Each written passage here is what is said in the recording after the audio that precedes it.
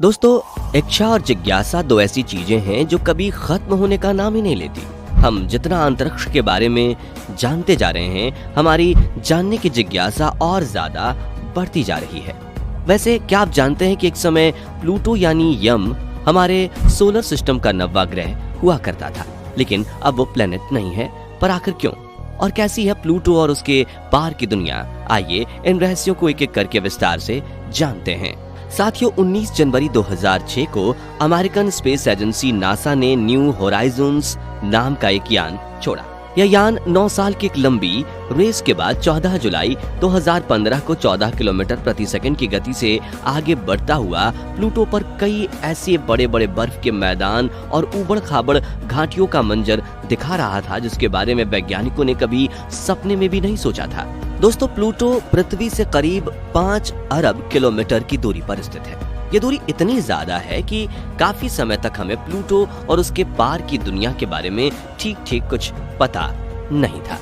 जब वैज्ञानिकों ने आसपास के प्लैनेट्स पर सैटेलाइट्स भेजकर उनका अध्ययन करना शुरू किया, तो उनके मन में प्लूटो को लेकर भी जिज्ञासा हुई और उन्होंने प्लूटो और उसके पार की दुनिया के बारे में पता लगाने के लिए एक मिशन भेजने का प्लान किया। लेकिन किसी भी सैटेलाइट्स के लिए ये मिशन इतना आसान नहीं होने वाला था, क्योंकि प्लूटो तक पहुंचने के लिए पृथ्वी और प्लूटो के बीच आने वाले सभी प्लैनेट्स और एस्ट्रॉइड्स का सामना सैटेलाइट्स को करना पड़ता। काफी कोशिशों के बाद आखिरकार 19 जनवरी 2006 को नासा ने न्यू होराइजन्स नाम का एक मिशन शुरू किया।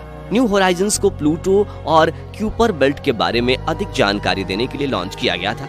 9 साल के लंबे सफर के बाद इसने 4 जनवरी 2015 को प्लूटो से जुड़ी जानकारियां पृथ्वी पर भेजना शुरू किया था। न्यू होराइजन्स ने 20 करोड़ 30 लाख किलोमीटर की दूरी से ही प्लूटो का अध्ययन करना शुरू कर दिया था। इसने प्लूटो और उसके मून चारोन की फोटो भी खींची थी। हालांकि ये फोटो काफी दूर से खींची गई थी, जिस कारण ये धुंधली थी। लेकिन इस ब्लैक एंड व्हाइट फोटो में प्लूटो अपने मून चारोन की तुलना में काफी छोटे आकार का लग रहा था।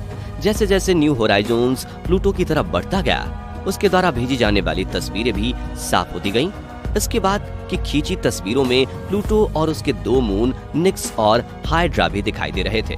मई 2015 में जब यह यान प्लूटो से लगभग 5 करोड़ 50 लाख किलोमीटर दूर था, तो इसने प्लूटो की कुछ ऐसी तस्वीरें खींची थी जिसमें प्लूटो अपने अक्ष पर घूमता हुआ दिखाई दे रहा था।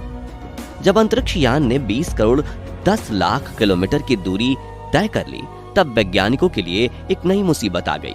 दरअसल 11 मई 2015 से न्यू होराइजन्स ने कुछ ऐसे पिंडों की खोज की जिन्हें अभी तक देखा नहीं गया था और न ही इनके बारे में वैज्ञानिकों को कोई आइडिया था।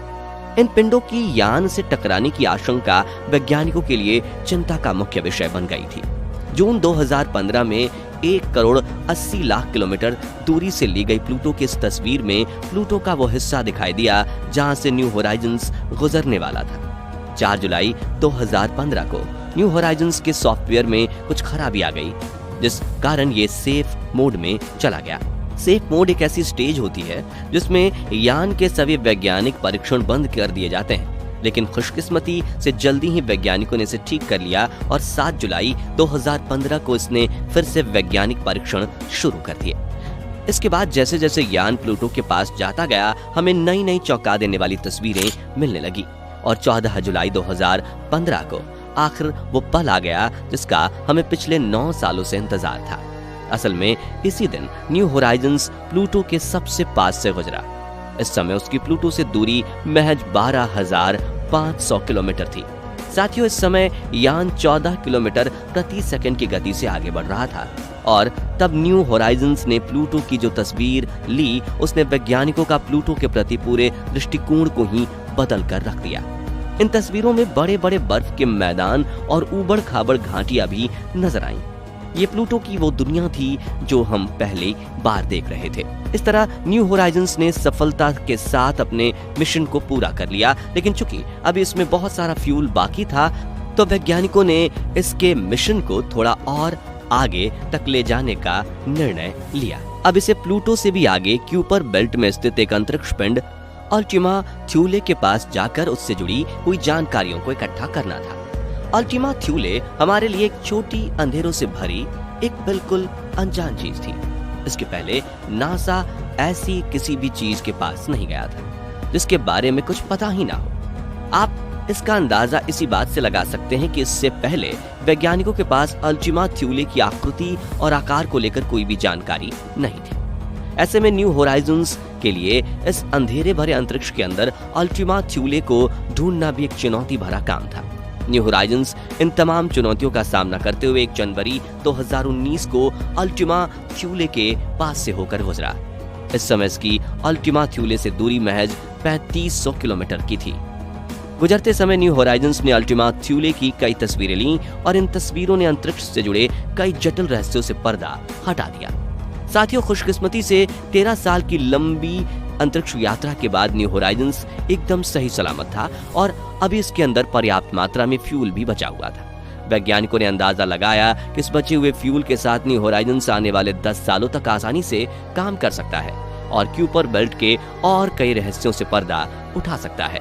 वर्तमान समय में न्यू होराइजन्स पृथ्वी से लगभग 43 एस्ट्रोनॉमिकल यूनिट की दूरी पर अपनी यात्रा कर रहा है।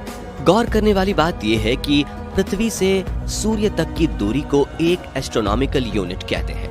यानी इस समय न्यू होराइजन्स की पृथ्वी से दूरी पृथ्वी से सूर्य तक की दूरी का 43 गुना है। इस समय से ये यान जिस रफ्तार से आगे बढ़ रहा है, अगर ये इसी रफ्तार से आगे बढ़ता रहे तो आने वाले 20 सालों यानी करीब 2043 तक ये हमारे सोलर सिस्टम को पार कर जाएगा और इंटरस्टेलर स्पेस में पहुंच जाएगा। हालांकि ऐसा नहीं है कि ये पहला ऐसा अंतरिक्ष यान है जो इंटरस्टेलर स्पेस में पहुंचने वाला है। इसके पहले भी 2 अंतरिक्ष यान वॉयेजर 1 और वॉयेजर 2 हमारे सोलर सिस्टम को पार करके इंटरस्टेलर स्पेस में जा चुके हैं, जो वैज्ञानिकों के लिए बहुत बड़ी उपलब्धि है। इंटरस्टेलर स्पेस अंतरिक्ष की वो जगह है जहां जाकर हमारे सूर्य का गुरुत्वाकर्षण ही खत्म हो जाता है। दोस्तों, न्यू होराइजन्स मिशन के अंदर वॉयेजर मिशन की तुलना में काफी उन्नत किस्म की तकनीक और उपकरणों का प्रयोग किया गया है। ऐसे में अगर न्यू होराइजन्स हमारे सोलर सिस्टम को पार करने में कामयाब हो जाता है तो ये यान इंटरस्टेलर स्पेस से जुड़े कई ऐसे सवालों के जवाब दे सकता है जो हमें वॉयेजर मिशन से नहीं मिल पाए थे। आपको बता दूं कि प्लूटो की खोज 1930 में हुई थी और यह इंसानों द्वारा क्यूपर बेल्ट में खोजी गई पहली वस्तु थी। इसे उस समय 9वां प्लेनेट तो बना लिया गया था, लेकिन दूरी ज्यादा होने के कारण ये हमेशा हमारे लिए एक अजीब वस्तु था। प्लूटो सोलर सिस्टम के बाकी प्लैनेट्स की तुलना में काफी छोटा है। इसका मास पृथ्वी के चंद्रमा के मास का कुल 1/6 है, जबकि इसका वॉल्यूम हमारे चंद्रमा का 1/3 ही है।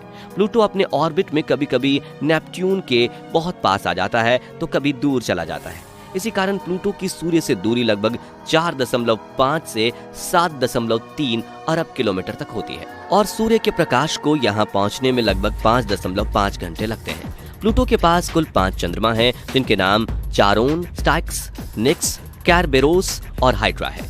चारोन को 1978 में खोजा गया था, वहीं जबकि निक्स और हाइड्रा की खोज 15 मई 2005 में हब्बल टेलीस्कोप ने की थी।